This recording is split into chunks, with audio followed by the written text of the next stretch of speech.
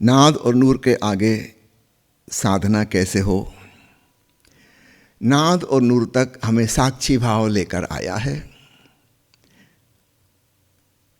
नेति नेति की साधना, नाइदर दिस नॉर दैट।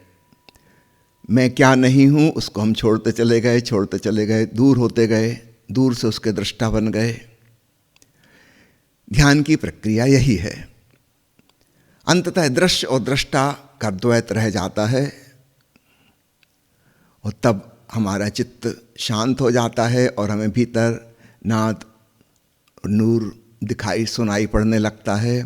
अब यहाँ से साधना बिल्कुल दूसरा रुख लेगी। अब यहाँ से साक्षी नहीं रहना है, अब यहाँ से लौलीन होना है, तल्लीन होना है, डूब जाना है। क्योंकि अब जिसे हम जान रहे हैं वो हमसे भिन्न और पृथक कुछ नहीं है, वो हम ही हैं। लेकिन पुरानी आदतवश हम वहाँ भी दृश्य और दृष्टा का भेद खड़ा कर लेते हैं कि ठीक है, ये परमात्मा की ध्वनि नाद ब्रह्म गूंज रही है और मैं इसका सुनने वाला श्रोता हूँ। यहाँ पे गलती हो रही है। आप वह ब्रह्म ही हो जिसकी ध्वनि आप सुन रहे हो, आप उससे भिन्न और पृथक नहीं हो। मेरे कहने से आप मान मत लेना, आप खोजना आप कहाँ हो, आप कहीं भी ना मिलोगे।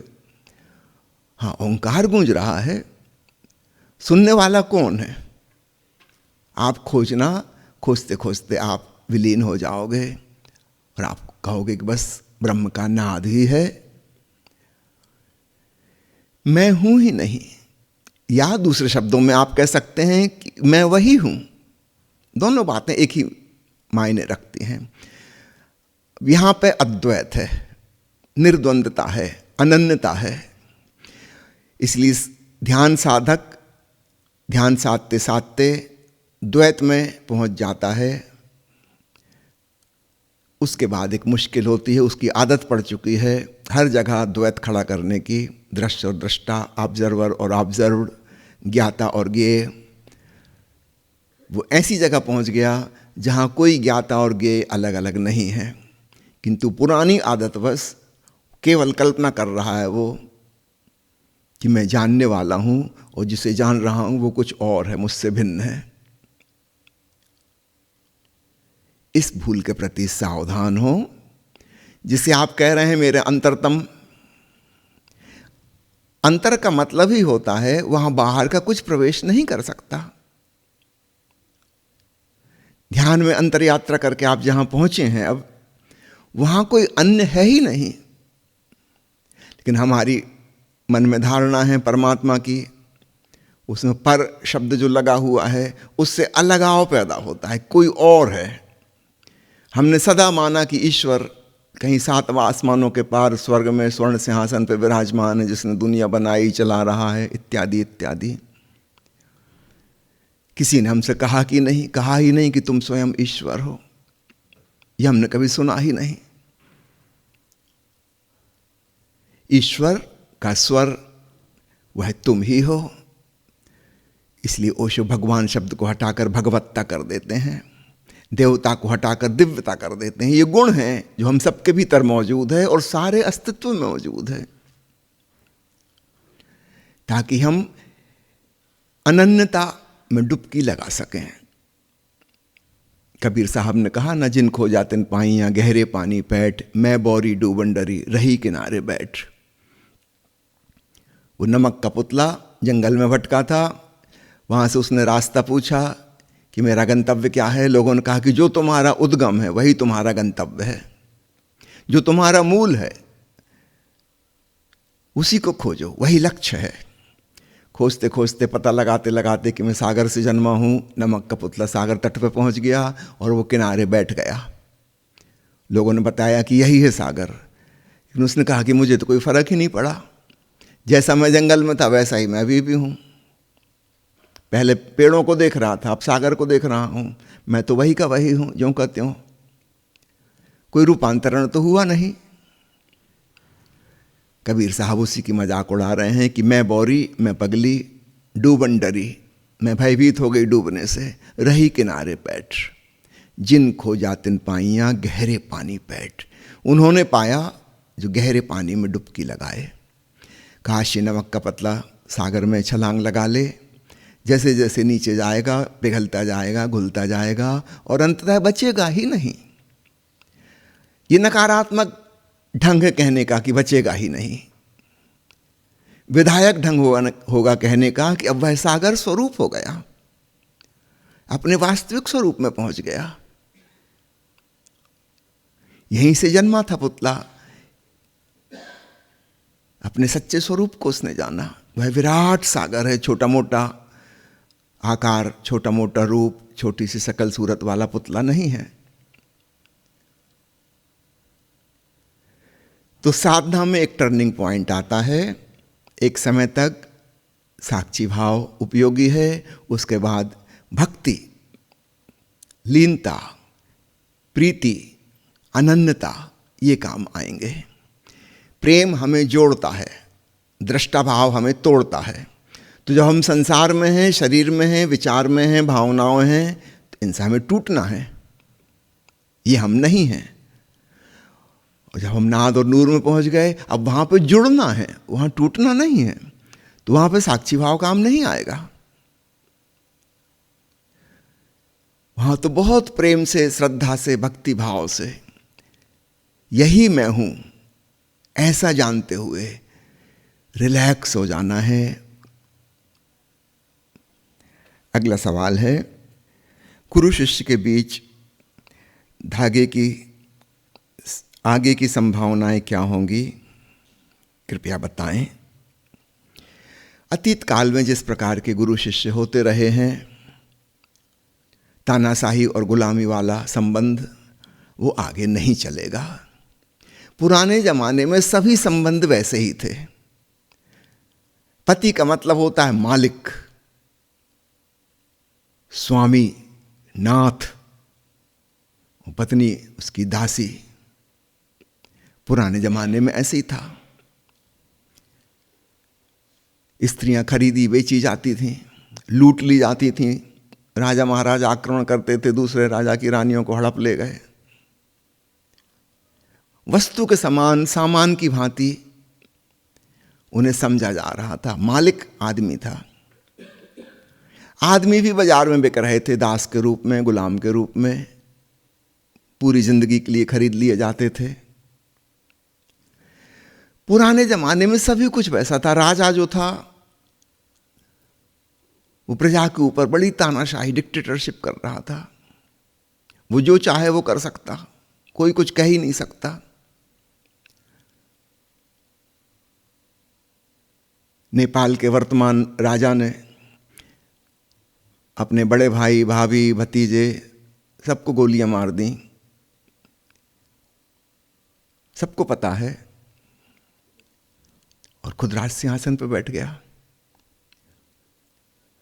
अतीत में ऐसे ही होता रहता था। हत्या भी माफ थी, राजा कुछ भी कर सकता है। राज परिवार के ऊपर कोई कानून नहीं। सब प्रकार से तानाशाही थी। ठीक इसी प्रकार जमींदार थे और किसान थे। सारी जमीन जमींदारों की थी, किसान केवल मजदूर थे। उनको भरपेट खाना मिल जाए इतना बहुत था, वो भी मुश्किल था। उनकी कोई जायदाद नहीं थी, उनकी कोई संपत्ति नहीं थी। मेहनत वो कर रहे हैं, लाभ किसी और को होगा। ठीक ऐसा ही सब क्षेत्रों में चल रहा था। छोटे मोटे स्कूल के शिक्षक भी अपने ढंग से डिक्टेटरशिप कर रहे थे। बच्चों को बहुत डांटना, डपटना, मारना, पीटना, और इसको बिल्कुल सही समझा जा रहा था कि जब तक शिक्षक पीटेगा नहीं, विद्या कैसे आएगी। धीरे धीरे समझ में आया कि ये तो गड़बड़ है कुछ।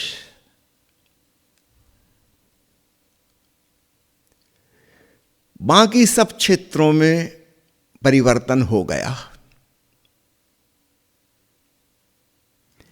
मानव जाति विकसित हुई है, हमारी समझ विकसित हुई है। धीरे धीरे धीरे उन सारी गुलामियों के हम बाहर निकल रहे हैं।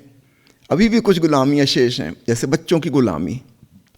स्त्री काफी स्वतंत्र हो गई, बच्चों की गुलामी पे किसी ने ध्यान नहीं दिया। कि वो कितने निर्भर हैं, कितने मजबूर हैं, उन पे किस प्रकार की तानाशाही की जा रही है, जबरदस्ती तोड़ मरोड़ के उनको कुछ बनाने की कोशिश की जा रही है। और इसलिए सारी संतानें अपने पेरेंट्स से नाराज हैं और पेरेंट्स भी उनसे नाराज हैं।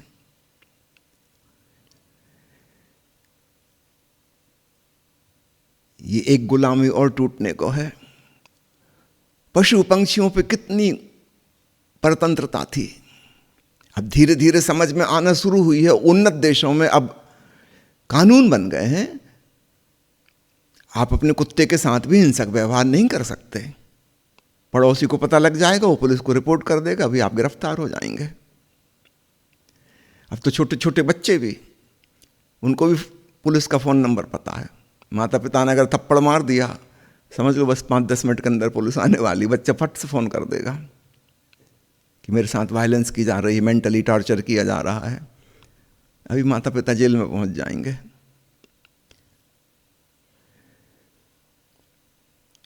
एक संबंध जिसको हम गुरु शिष्य का संबंध कह रहे हैं, वो अभी तक वैसा ही चला जा रहा है जैसे कि अन्य सारे संबंध पहले चल रहे थे। भगवान बुद्ध ने कहा था कि 2500 साल के अंदर अंदर मैं मैत्रेय के रूप में आऊंगा। इसका मतलब ये नहीं है कि उनका नाम मैत्रेय होगा, मतलब ये है कि वो मित्रवत फ्रेंडली होंगे। वो शिष्य को आदेश नहीं देंगे, निर्देश नहीं देंगे, शिष्य को स्वतंत्रता देंगे उसके अपने खिलने की, समझाएंगे क्या करने से क्या होता है, फिर फ्रीडम शिष्य की, वो चाहे करे चाहे ना करे। उसके पीछे नहीं पड़ जाएंगे कि मेरी बात मानो,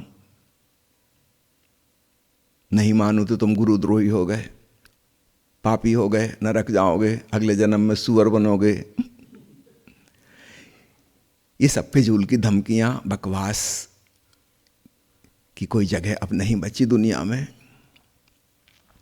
2500 साल में भगवान बुद्ध तो दोबारा जन्म नहीं ले पाए, किंतु उनका सूक्ष्म शरीर ओशो के शरीर में प्रवेश किया और कुछ दिन तक ओशो में रहा।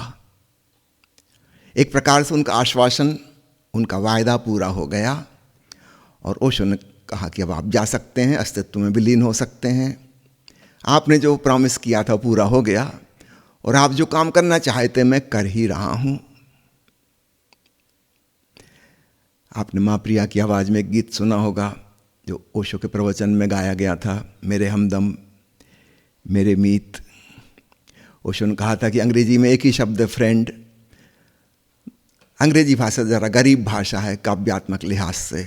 ओशो ने कहा हिंदी में, उर्दू में बहुत से शब्द हैं, दोस्त, हमसफ़र, मीत, मित्र, बहुत से शब्द हैं,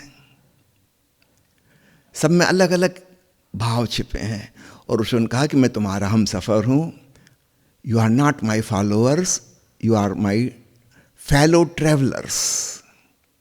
हम सब संगी साथी हैं एक यात्रा में। इसमें कोई ऊपर नीचे, महान और हीन, सुपीरियर और इन्फीरियर नहीं है। ओशो ने बड़ी क्रांतिकारी दृष्टि दी। भविष्य में गुरु शिष्य संबंध ऐसे ही होने चाहिए, ऐसे ही होंगे। और जो लोग पुराने ढंग का आग्रह कर रहे हैं, खूब अच्छे से समझ लें, वे लोग आउट ऑफ डेट हो चुके हैं। आज के सुशिक्षित, सभ्य, बुद्धिमान इंसान को उस प्रकार से नहीं चलाया जा सकता जैसा कि आज तक हम चलाते रहे। जब साधारण शिक्षा जगत में परिवर्तन हो गया तो फिर आध्यात्मिक शिक्षा में परिवर्तन कैसे नहीं होगा, होना ही चाहिए।